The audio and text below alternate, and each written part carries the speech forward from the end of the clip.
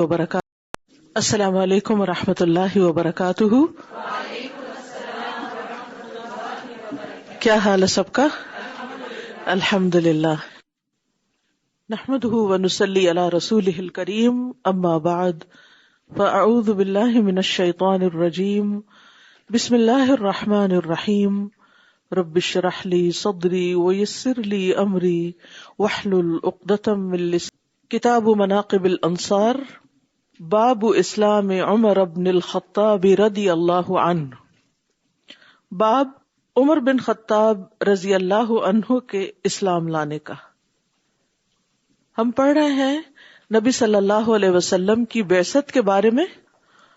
جب آپ کی بعثت ہوئی، آپ کو اللہ سبحانہ وتعالیٰ نے رسول بنا کر بھیجا، آپ نے لوگوں کو اللہ سبحانہ وتعالیٰ کی طرف بلایا، تو کچھ لوگ ایمان لے آئے اور کچھ نے انکار کیا، اور کچھ ایسے تھے جنہوں نے ابتداء میں انکار کیا اور پھر ایمان لے آئے، اور ان میں سے عمر بن خطاب رضی اللہ عنہ ہیں۔ عمر بن خطاب کے بارے میں یہ حدیث ہے، حدیث نمبر 203۔ حدثني محمد بن كثير اخبرنا سفيان عن اسماعيل بن ابي خالد عن قيس بن ابي حازم عن عبد الله بن مسعود رضي الله عنه قال ما زلنا عزة منذ اسلم عمر۔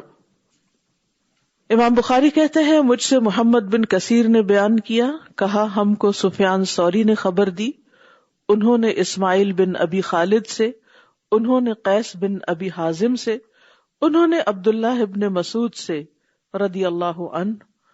عبداللہ بن مسعود نے کہا ما زلنا عزتا، ہم مسلسل عزت میں رہے، منذ اسلم عمر، جب سے عمر اسلام لائے، یعنی عمر رضی اللہ عنہ جس دن مسلمان ہوئے، اس دن مسلمانوں کو ایک خاص طاقت اور غلبہ اور عزت نصیب ہوئی، یعنی عمر کے اسلام لانے کی وجہ سے۔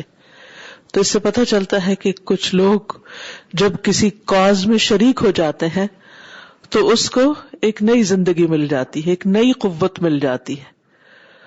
تو ہر شخص کا اپنا ایک مقام ہوتا ہے اور اپنا ایک انفلوئنس ہوتا ہے، اور کچھ لوگوں کا خاص مقام ہوتا ہے ان کے خاص مزاج اور شخصیت کی بنا پر، اور عمر انہی لوگوں میں سے ہیں جن کی وجہ سے ایک بہت بڑا ڈفرنس کریٹ ہوا۔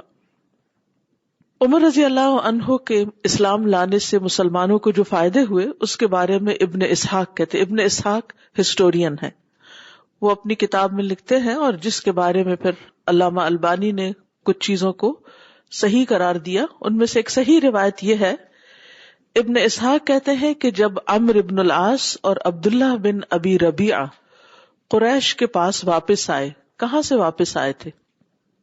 تاریخ پڑھی آپ نے؟ کہاں گئے تھے عمرو بن العاص؟ حبشہ گئے تھے، شاباش، حبشہ گئے تھے۔ ہجرت حبشہ کے بارے میں آپ نے پڑھا ہوگا کہ کچھ مسلمان ہجرت کر کے چلے گئے تھے، اور انشاءاللہ آگے اس کی تفصیل بھی آئے گی کہ وہاں کا جو بادشاہ نجاشی تھا اس نے مسلمانوں کو بہت عزت کے ساتھ رکھا، تو قریش کو یہ بات اچھی نہیں لگی، تو انہوں نے اپنے دو بہت زبردست قسم کے لوگوں کو نجاشی کے پاس بھیجا تاکہ وہ مسلمانوں کے خلاف اس کو بھڑکائیں اور پھر وہ مسلمانوں کو اپنے ملک سے نکال دیں، اپنی پناہ سے باہر کر دیں۔ لیکن نجاشی نے ان کی کوئی بات نہیں سنی، ان کے تحفے وغیرہ قبول کیے شروع میں جیسے ایک پروٹوکول ہوتا ہے، لیکن بعد میں کوئی بات نہیں سنی۔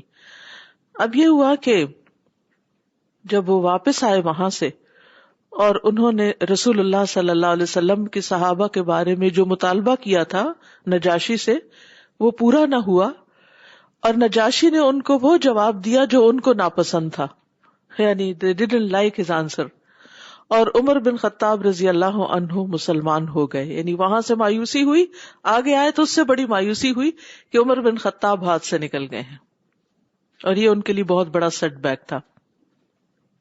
عمر بن خطاب ایک ہیبت والے آدمی تھے، ان کی پشت کے پیچھے سے قصد کے نہیں کیا جا سکتا تھا۔ ابن اسحاق کے الفاظ ہیں، مطلب یہ ہے کہ ان کے خلاف کوئی پلاٹنگ نہیں کی جا سکتی تھی، لوگ ان سے ڈرتے تھے کہ اگر انہیں چل گیا پتا تو پھر آ جائے گی شامت، یعنی ان کو برا ارادہ ان کے بارے میں کرتے ہوئے ڈرتا تھا.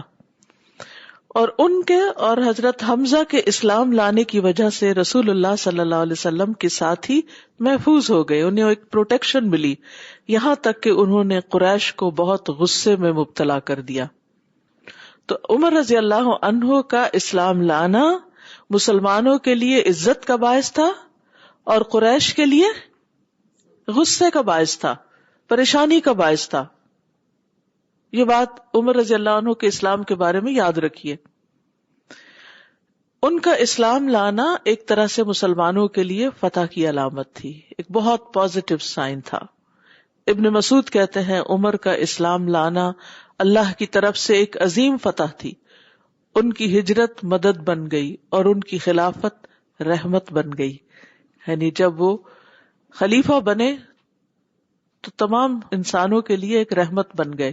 انہوں نے جس طرح لوگوں کی خدمت کی، مدد کی، اور بے شمار لوگ اطراف سے مسلمان ہوئے.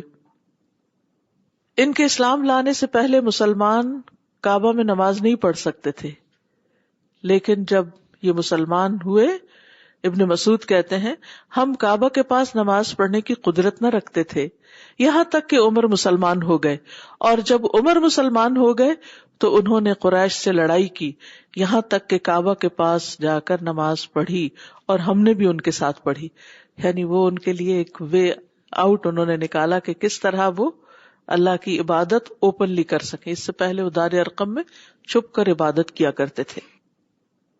اگلی حدیث ہے حدثني يحيى بن سليمان قال حدثني ابن وهب قال حدثني عمر بن محمد قال فأخبرني جدي زيد بن عبد الله ابن عمر عن أبيه قال بينما هو في الدار خائفا إذ جاءه العاص بن وائل السهمي أبو عمرو عليه حلة حبر وقميص مكفوف بحرير وهو من بني سهم وهم حلفاؤنا في الجاهلية فقال له ما بالك قال زعم قومك أنهم سيقتلونني إن أسلمت قال لا سبيل إليك بعد أن قالها أمنت فخرج العاص فلقي الناس قد سال بهم الوادي فقال أين تريدون فقالوا نريد هذا ابن الخطاب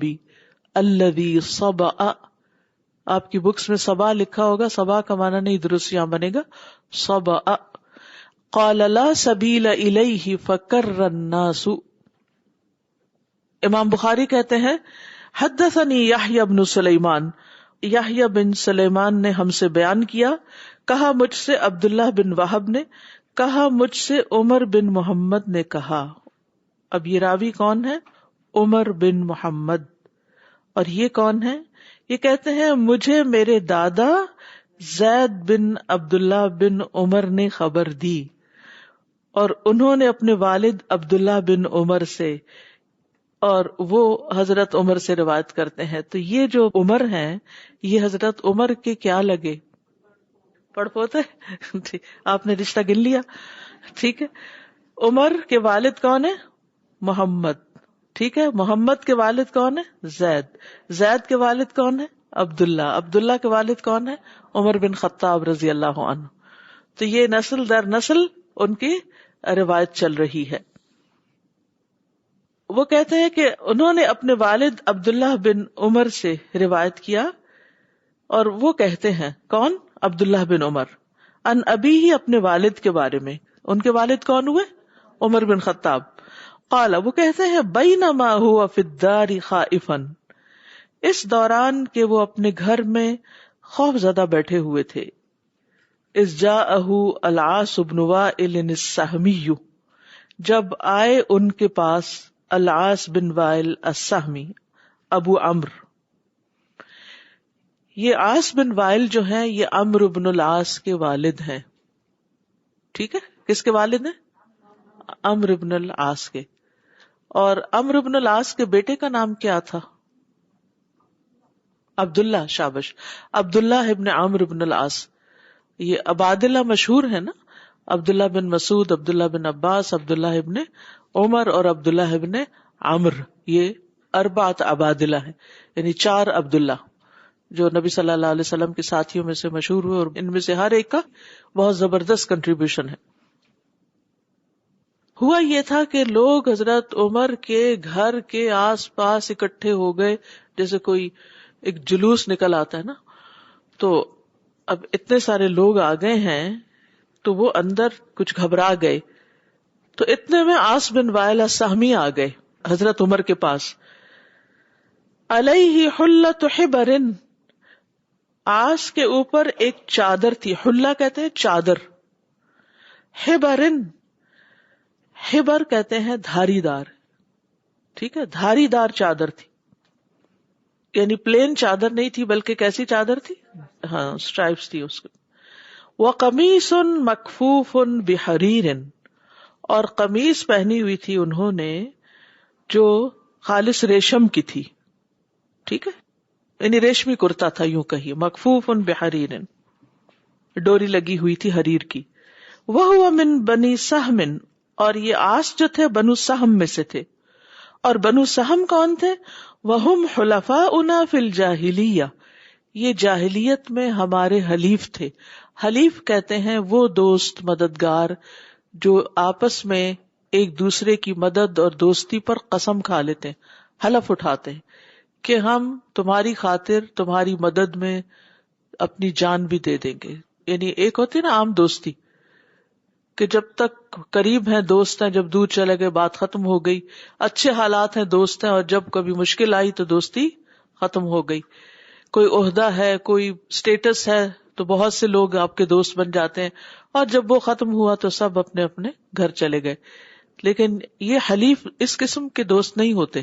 حلیف وہ دوست ہوتے ہیں کہ جینا مرنا جن کا ساتھ ہوتا ہے، قسم کھا کر. دور جاہلیت میں چونکہ جو مختلف ٹرائبز تھے ان کو اپنے آپ کو پروٹیکٹ کرنے کے لیے سب سے اہم اچھا طریقہ یہ لگتا تھا کہ کچھ اور ٹرائبز کے ساتھ بنا کر رکھیں اور ان کے ساتھ ایسی دوستی رکھیں کہ اگر ہم پر کوئی حملہ کرے تو پھر ہم مل کر اس کا جواب دے سکیں. کیونکہ ٹرائبل سسٹم تھا نا، تو جہاں ٹرائبل سسٹم ہوتے ہیں وہاں پر اس قسم کے تعلقات اور دوستیاں ہوتی ہیں.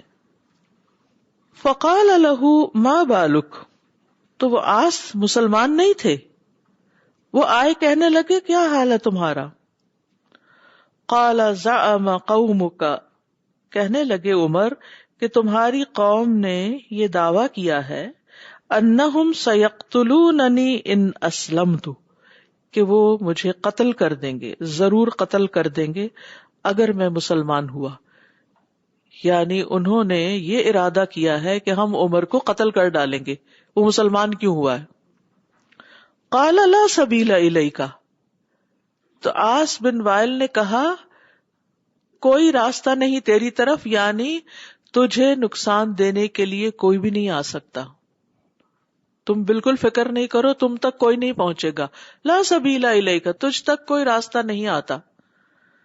بعد ان قالها امنتہ، تو عمر کہتے ہیں کہ اس کے بعد یہ قالها کے الفاظ اس روایت میں نہیں، ایک اور روایت میں ہے جس سے معنی زیادہ واضح ہو جاتا ہے کہ جب عاص نے یہ بات کہی تو میں امن میں آ گیا، بے فکر ہو گیا. فخرج العاص، عاص باہر نکلے عمر سے ملاقات کر کے. فلقی الناس، تو لوگوں کو جا کے ملے، وہ جو موب تھا ان کو خطاب کیا. الفاظ کے اوپر نظر رکھیے، ادھر ادھر نہیں دیکھیے. قد سال بہم الوادی، بہ پڑی تھی ان کے ساتھ وادی، یعنی اتنے لوگ تھے، اتنا بڑا ہجوم تھا، اتنا بڑا کراؤڈ تھا، یوں لگتا تھا کہ مکہ میں کوئی سیلاب آ گیا ہے، ایک رو بہ پڑی ہے. فقال این تریدون، عاص کہتے ہیں تم کدھر جا رہے ہو، کہاں کا ارادہ ہے. فقالوا نريد هذا ابن الخطاب الذي صبأ، کہنے لگے ہم اس ابن خطاب کا ارادہ کر رہے ہیں، یعنی مارنے کا، قتل کرنے جا رہے ہیں، وہ جو بے دین ہو گیا ہے. صبأ، جس نے اپنا دین چھوڑ دیا ہے. قال لا سبیل الیہ، عاص نے کہا ادھر جانے کا کوئی راستہ نہیں. ایسا مت کرو. فَكَرَّ النَّاسُ، یہ سنتے ہی لوگ واپس چلے گئے، پلٹ گئے. کرنا کا مطلب پلٹ گئے. سبحان اللہ، یہ ہوتی ہے لیڈرشپ. اور ان احادیث کے الفاظ پڑھ کے اور وہ چھوٹی چھوٹی ڈیٹیل پڑھ کے آپ پورا امیجن کر سکتے ہیں کہ نبی صلی اللہ علیہ وسلم جس دور میں تشریف لائے تھے وہاں کے لوگوں کا رہن سہن، طریقہ زندگی، آپس کے تعلقات اور لوگوں کی بات کی کیسی اہمیت ہوتی تھی، کس قسم کے لوگ تھے، ان کے مزاج سمجھ آتے ہیں. یہ مزاج سمجھ آئے تو قرآن سمجھ میں آتا ہے. پھر آپ آیات کو، انداز کو، خطاب کو، الفاظ کو صحیح پلیس کر سکتے ہیں. تو جب تک انسان حدیث کے الفاظ نہ پڑھے، اس کلچر کو نہ جانے، اس تاریخ کو نہ جانے، اس انداز کو نہ جانے، تو بعض باتوں کی سمجھ نہیں آتی کہ یہ کیوں کہی جا رہی ہے اور اس انداز میں کیوں خطاب کیا گیا ہے.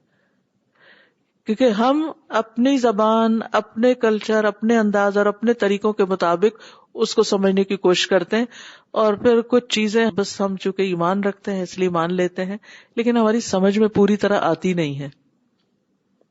عمر بن خطاب سے لوگ ڈرتے تھے، اسی لیے ایک آدمی پورا مکہ ہی ان کے خلاف نکل آیا، ایسا جلوس نکالا کہ ہم اب مار کے ہی دم لیں گے.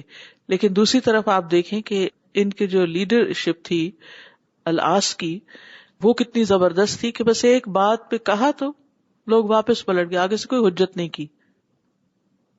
اس سے آپ کو یہ بات سمجھ آئے گی کہ یہ حلیف بنانے کی انہیں ضرورت کیا تھی اور وہ کیوں آپس میں ایسے تعلقات رکھتے تھے، اور وہ حلیف کہاں کہاں کس کس طرح کام آتے تھے. اور پھر اب آپ دیکھیے کہ آس نکلے ہیں گھر سے تو کیسے کپڑوں میں نکلے، اور ان کپڑوں کو بھی یہاں ڈسکرائب کیا گیا ہے.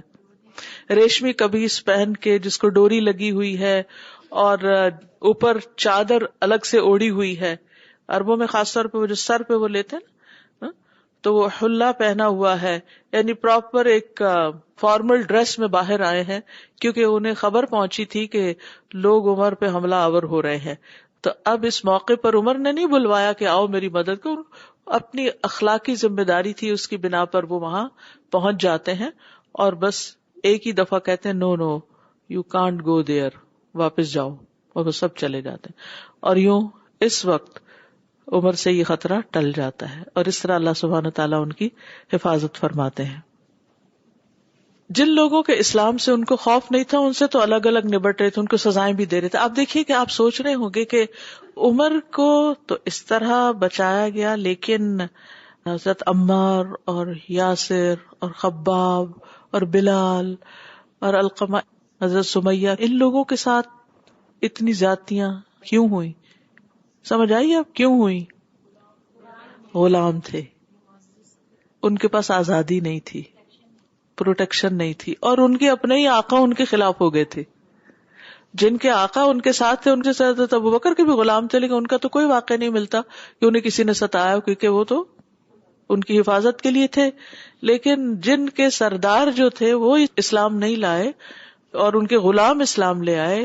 اور یہاں آپ دیکھیے کہ وہ تھے غلام، لیکن اللہ نے کیسی سمجھ دی، کیسی عقل دی کہ وہ بات جو بڑوں کو سمجھ نہیں آئی وہ غلاموں کو سمجھ آ گئی، اور باوجود اس کے کہ ان کو پتا تھا ہماری شامت آئے گی اور ہماری خیر نہیں، پھر بھی وہ ایمان لے آئے اور اس پر انہوں نے استقامت بھی اختیار کی. یہ ہے نا اسلام، بغیر کسی پروٹیکشن، بغیر کسی سپورٹ کے. یہ ہے سچائی. صرف اللہ کی خاطر لا الہ الا اللہ پڑھا. ابھی تو نمازیں فرض نہیں ہوئی تھی، روزے بھی فرض نہیں ہوتے، زکوٰۃ اور حج بھی نہیں تھا، صرف لا الہ الا اللہ پڑھنا تھا، اور اس پر ہی اتنی بڑی بڑی تکلیفیں پہنچتی تھی. اور ان کو پتا تھا، اور وہ دیکھ رہے تھے ادھر ادھر کہ کون کون غلام اسلام لایا ہے اور اس کے ساتھ کیا سلوک ہوا ہے. اور اسی لیے آپ دیکھیں کہ ہیراکلس نے جب ابو سفیان سے کچھ سوال پوچھے تھے نبی صلی اللہ علیہ وسلم کی نبوت کے بارے میں، اسے پوچھا تھا یہ بتاؤ ان کی قوم کے غریب لوگ اسلام لا رہے ہیں یا سردار لوگ؟ تو انہوں نے کہا کہ غریب لوگ. کہتے کہ ہر نبی کے ساتھ ایسا ہی ہوتا ہے. تو غربت بظاہر دنیا میں دیکھنے میں ایک بدقسمتی کی علامت سمجھی جاتی ہے، لیکن اٹس ناٹ آلویز دیٹ. اگر کسی کے پاس رزق کی کمی ہے تو ضروری نہیں کہ عقل کی کمی بھی ہو. ہمارے یہاں عموماً عقل مند اس کو سمجھا جاتا ہے جس کے پاس دنیا زیادہ ہو، اور یوں سمجھتے ہیں کہ جیسے یہ اس قابل ہے کہ اس کو سب کچھ ملے، کیونکہ بہت عقل مند ہے، بہت پڑھا لکھا ہے یہ سب. تو اس لیے دین کے معاملے میں جب کوئی شخص آپ کے پاس آئے، وہ کوئی بھی ہو، وہ غلام ہو، وہ کسی رنگ نسل کا ہو، وہ دنیاوی اعتبار سے کوئی سٹیٹس نہ رکھتا ہو، آپ پر لازم ہے کہ آپ اس کو امپورٹنس دیں، اس کو توجہ دیں. آپ کو نہیں معلوم کہ کل جب اسلام اس کو عزت دے گا اور اس کو ایک خاص مقام اور رتبہ ملے گا، وہ کہاں تک جا پہنچے گا، اور اس سے اسلام کو اور مسلمانوں کو اور انسانیت کو کتنا فائدہ پہنچے گا. تو اللہ نے ہمارے لیے یہ سب ٹیسٹ رکھے. اسی لیے ہم دیکھتے ہیں کہ ابن ام مکتوم جو نابینا تھے صرف، اور نبی صلی اللہ علیہ وسلم نے صرف اتنا کیا تھا، بس کچھ کہا نہیں. آپ دیکھیں عباسہ کا کیا مطلب ہوتا ہے؟ تیوری چڑھائی. تیوری چڑھائی ذرا دیکھیں آپ اس وقت میں، بس صرف 2-3 بل ماتھے پہ آئے تھے، دیٹس اٹ. کچھ کہا نہیں تھا، کوئی ناک منہ نہیں چڑھایا تھا، کوئی گھورا نہیں تھا، زبان سے کوئی لفظ نہیں نکالا، کوئی ہاتھ سے اشارہ نہیں، کچھ نہیں. بس صرف وہ بات کر رہے تھے، اتنے میں انٹرفیئرنس ہوئی تو آپ کی صرف بھویں تھوڑی سی اوپر اٹھ گئی تھی، اور اللہ سبحانہ وتعالیٰ کو اتنا بھی پسند نہیں آیا. کہا عبس و تولی، کہ آپ نے توجہ نہیں دی.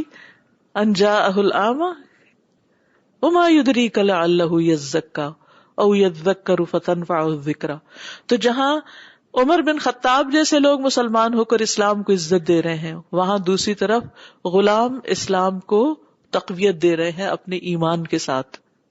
تو ہر شخص اہم ہوتا ہے اور ہر شخص کا ایک مقام ہوتا ہے، کسی کو بھی حقیر نہیں سمجھنا چاہیے. آپ کو نہیں معلوم کہ کس وقت کون زیادہ فائدے کا ہو. اور اللہ سبحانہ وتعالیٰ کے نزدیک ان اکرمکم عند اللہ اتقاکم، نو میٹر وٹ، کہاں سے آپ بلانگ کرتے ہیں، یہ نہیں دیکھا جائے گا، یہ نہیں پوچھا جائے گا. یہ دیکھا جائے گا کہ آپ کا ایمان کتنا ہے، آپ کے اندر سچائی کتنی. اللہ کے نزدیک آپ کی ویلیو اس ایمان کی بنا پر ہے، کسی اور بنا پر نہیں. نہ کسی ڈگری، نہ کسی مال و دولت، نہ کسی رنگ، نہ کسی نسل، نہ کسی شکل، کسی چیز کی بنا پر نہیں، کسی نیشنلٹی کی بنا پر نہیں. وہ سارے معیار جو لوگوں نے کسی کی بڑائی کے لیے قائم کر رکھے ہیں، وہ اللہ کے نزدیک بڑائی کے معیار نہیں ہے. اس کے نزدیک سب سے بڑا معیار تقویٰ ہے، جس کی بنیاد اخلاص، کہ آپ سچے کتنے ہیں، آپ کا ایمان کتنا سچا ہے. اور ایمان کی سچائی پتہ چلتی ہے ٹیسٹ کے وقت، کہ جب کوئی ٹیسٹ آتا ہے تو پھر آپ قائم رہتے ہیں یا پیچھے پلٹ جاتے ہیں، آپ کسی کام کو چھوڑنے کی سوچنے لگتے ہیں یا اس کو مضبوطی سے تھام لیتے ہیں. یعنی کام سے مراد اللہ کا کام ہے. اگلی حدیث ہے، حدثنا علی بن عبد اللہ حدثنا سفیان قال عمرو بن دینار سمعته قال قال عبد الله بن عمر رضی اللہ عنہ لما اسلم عمر اجتمع الناس عند داره وقالوا صبأ عمر وانا غلام فوق ظهر بيتي فجاء رجل عليه قباء من ديباج فقال قد صبأ عمر فما ذاك فانا له جار قال فرأيت الناس تصدعوا عنه فقلت من هذا قالوا العاص بن وائل. امام بخاری کہتے ہیں کہ ہم سے علی بن عبداللہ المدینی نے بیان کیا، کہا ہم سے سفیان بن عیینہ نے، انہوں نے کہا میں نے عمرو بن دینار سے سنا، وہ کہتے تھے کہ عبداللہ بن عمر نے کہا. اب یہ دوسری روایت ہے، وہ خاندانی روایت تھی، اب یہ دوسری سند سے بھی یہی بات سامنے آئے گی. ابن عمر کہتے ہیں لما اسلم عمر، جب عمر اسلام لائے، اجتمع الناس عند دارہ، جمع ہو گئے لوگ ان کے گھر کے پاس، وقالوا، اور کہنے لگے، صبأ عمر، عمر نے دین بدل ڈالا، وانا غلام فوق ظہر بیتی، اور میں اس وقت ایک بچہ سا تھا، لڑکا تھا چھوٹا سا، اپنے گھر کی چھت پر، فوق اوپر، ظہر چھت، بیتی اپنے گھر کی. فجاء رجل، تو ایک شخص آیا، علیہ قباء، جس کے اوپر ایک چوغا تھا. قبا جو ہوتی ہے یہ کپڑوں کے اوپر پہنے جانے تھے، ادھر انہوں نے چادر کہی، یہ پچھلی روایت میں آپ دیکھیں نا حلہ کہا اس کو، اور اس کو قبا. من دیباجن، خالص ریشم کا. فقال، تو وہ کہنے لگا لوگوں سے، قد صبا عمر، کہ عمر نے اپنا دین بدل ڈالا. فما ذاک، تو تمہیں کیا ہے، تمہیں کیا لگے اس سے کیا فرق پڑتا ہے؟ فما ذاک، تو کیا ہوا، جیسے ہم اپنی زبان میں کہتے ہیں تو کیا ہوا، فما ذاک، فانا لہ جار، میں اس کا جار یعنی پناہ دینے والا ہوں، میں اسے پناہ دینے والا ہوں، وہ میری حفاظت میں ہے تاکہ اس پر کوئی ظلم نہ کر سکے. قال، عبداللہ کہتے ہیں فرأیت الناس تصدعوا عنہ، میں نے دیکھا کہ لوگ اس سے الگ ہو گئے ہیں، یعنی چلے گئے ہیں، لوگ پھوٹ گئے. فقلت، تو میں نے کہا من ھذا، یعنی انہوں نے اپنے والد سے پوچھا یا لوگوں سے پوچھا یہ کون شخص تھا جس کی بات پہ سارے لوگ چلے گئے؟ قالوا، انہوں نے کہا العاص بن وائل، یہ عاص بن وائل تھا، یعنی عاص بن وائل تھا جس کے کہنے پر لوگ اپنے اپنے گھروں کو واپس چلے گئے. ایک اور روایت میں اس کی تھوڑی سی اور ڈیٹیل آتی ہے. عبداللہ بن عمر کی ایک روایت میں ہے کہ جب عمر مسلمان ہوئے تو قریش کو ان کے اسلام لانے کی خبر نہ تھی، پہلے نہیں پتا چلا کہ وہ مسلمان ہو گئے. تو عمر نے کہا کہ اہل مکہ میں سے کس سے بات کی جائے کہ وہ بات پورے مکہ میں پھیل جائے. یعنی کچھ لوگ ہوتے ہیں نا، ان تک بات پہنچی تو سمجھے پورے شہر کو مل گئی خبر. اور خاص طور پر اس وقت جب سوشل میڈیا نہیں تھا تو اسی طرح ہی باتیں پہنچتی تھی انسانوں کے ذریعے. اب عمر بھی کتنے سمجھدار ہے، کس کو بتاؤں کہ وہ سب کو بتا دے. میں سب کو بتانا چاہتا ہوں کہ وہ مسلمان ہوں گے، چھپ چھپ کے مسلمان نہیں ہوئے. تو ان سے کہا گیا کہ جمیل بن معمر جمحی، تو وہ جمیل کی طرف گئے. تو عبداللہ بن عمر کہتے ہیں میں بھی ان کے پیچھے پیچھے چل پڑا، دیکھتا ہوں کیا ہوتا ہے. میں دیکھنا چاہتا تھا وہ کیا کرتے ہیں. میں اس وقت ایک سمجھدار لڑکا تھا، میں جو بھی دیکھتا تھا سنتا تھا وہ سب سمجھتا تھا. بچوں کی ایک خاص ایج ہوتی ہے نا کہ جب وہ بہت ایکسپریس نہیں کرتے لیکن سب کچھ لے رہے ہوتے ہیں. تو وہ اس کے پاس گئے، کہا اے جمیل میں مسلمان ہو چکا ہوں. عمر جا کے بتاتے ہیں. اللہ کی قسم اس نے ایک بھی بات کا جواب نہ دیا، عمر کو کچھ نہیں کہا پلٹ کے، اور چادر گھسیٹتے ہوئے تیز تیز چل دیا. اور عمر اس کے پیچھے پیچھے گئے اور میں اپنے والد کے پیچھے پیچھے تھا، یہاں تک کہ وہ مسجد حرام کے دروازے پر کھڑا ہوا اور بلند آواز سے کہا اے قریش کے لوگو، وہ کعبہ کے گرد اپنی مجلسوں میں بیٹھے ہوئے تھے، سنو سنو، عمر بن خطاب صابی ہو گیا، یعنی اپنا دین بدل دیا اس نے. عمر اس کے پیچھے سے کہتے تھے یہ جھوٹ بول رہا ہے، میں تو مسلمان ہوا ہوں اور میں گواہی دیتا ہوں کہ اللہ کے سوا کوئی معبود برحق نہیں اور محمد صلی اللہ علیہ وسلم اللہ کے بندے اور رسول ہیں. یعنی سب کے سامنے جا کے اعلان کیا. تو قریش ان کی طرف جھپٹ پڑے. تو عمر نے عتبہ بن ربیعہ پر حملہ کر دیا اور اس کے اوپر بیٹھ گئے اور اسے مارنے لگے اور اس کی آنکھوں میں انگلیاں دینے لگے. تو عتبہ چلانے لگا تو لوگ عمر سے بھاگ کر ادھر ادھر ہو گئے. یعنی ایک کو پکڑا تو سب کے لیے عبرت ہو گئی. اور جو بھی ان کے قریب جاتا وہ ان میں سے بڑے اور معزز کو پکڑتے، چھوٹوں کو نہیں پکڑتے، سردار کو پکڑتے. تو لوگ ان سے دور بھاگ گئے. پھر انہوں نے ان مجالس کا پیچھا کیا جہاں وہ کفر کی حالت میں بیٹھتے تھے، یعنی ان کے جو باقی ساتھی تھے پرانے، ان کفر کی مجلسوں میں جا کر اپنے ایمان کا اعلان کیا. ایک ایک کے پاس جا کر کہا. وہ ان سے لڑتے رہے یہاں تک کہ سورج ان کے سروں پر رک گیا. یعنی بہت دیر تک یہ سب کچھ ہوتا رہا. دوپہر ہو گئی. عمر تھک کے بیٹھ گئے اور لوگ ان کے سر پہ کھڑے ہو گئے. عمر نے کہا جو کرنا ہے کر لو، اللہ کی قسم اگر ہم 300 آدمی ہوتے تو تم ہمارے لیے اس لڑائی کو چھوڑ دیتے یا ہم اس لڑائی کو تمہارے لیے چھوڑ دیتے، لیکن ابھی ہم تھوڑے ہیں تمہارے ایک کا مقابلہ کرنے کے لیے. وہ اسی حال میں تھے کہ ایک آدمی آیا جس نے ریشم کا لباس پہنا ہوا تھا اور اس پر دھاری دار قمیص تھی. اس نے کہا تمہیں کیا ہوا؟ تو انہوں نے کہا ابن خطاب صابی ہو گیا. تو انہوں نے کہا پھر کیا ہوا؟ یہ ایک آدمی ہے، اس نے اپنے لیے اپنا مذہب چنا ہے، کیا تم سمجھتے ہو کہ بنو عدی کے لوگ اپنے اس رشتہ دار کو تمہارے حوالے کر دیں گے؟ عمر بن خطاب بنو عدی سے تھے نا. گویا کہ وہ کوئی لباس تھا جو عمر سے ہٹا دیا گیا. یعنی سب لوگ چلے، یوں لگا نہیں جیسے کوئی بادل سا چھایا ہوتا ہے یا کوئی کپڑا تنا ہوا ہوتا ہے، بس اس کی اس بات سے سب چھٹ گئے بادل. تو میں نے ان کو مدینہ میں کہا ہے میرے والد وہ کون آدمی تھا جس نے اس دن آپ سے لوگوں کو منتشر کیا؟ تو انہوں نے کہا بیٹے وہ عاص بن وائل سہمی تھا. تو بہرحال یہ تھا قصہ عمر کے اسلام لانے کا. لیکن اگلی روایت جو ہے نا یہ بڑی دلچسپ روایت ہے. اس میں تھوڑے سے الفاظ مشکل ہے لیکن کئی باتیں اس سے پتہ چلتی ہیں.